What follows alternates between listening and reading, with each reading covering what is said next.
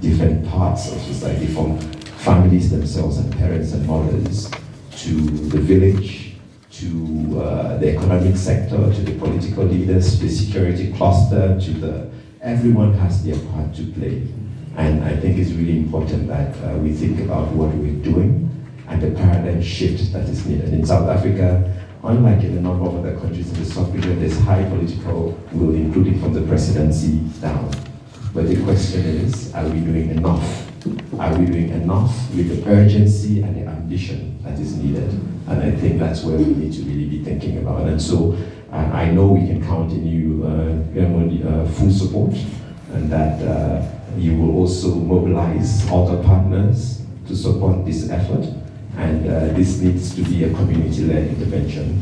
We just celebrated World AIDS Day, and it was about community leadership and let communities lead.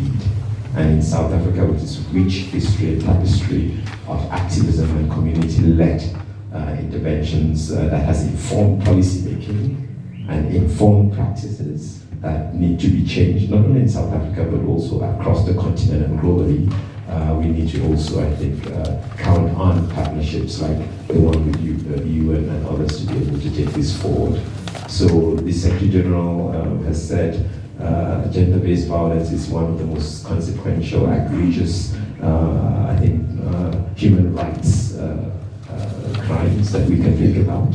And that's why he was also very much behind the championing of what we have, which is the Spotlight Initiative to combat violence against women and girls, a partnership with the European Union, which we're now expanding to other partners to also work with the United Nations and community-led organizations to make a difference.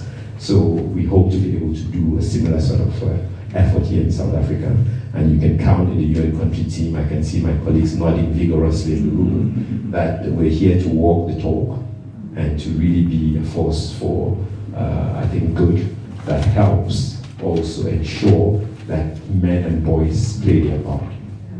Let me conclude with something we're also trying to do, which is around the traditional male circumcision in South Africa, particularly in the Eastern Cape.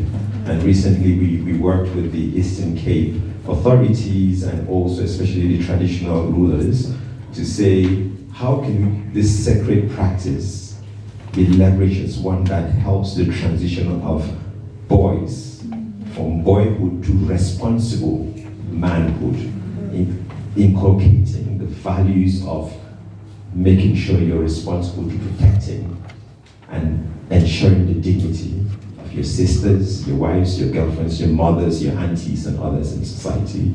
And you come out of this safe, but also with the dignity that is important, because I think it is important to talk to boys at that stage when they're transitioning to ensure that they also understand their responsibility of what it means to be a good man, a responsible adult, and will play a part in that regard. So thank you again.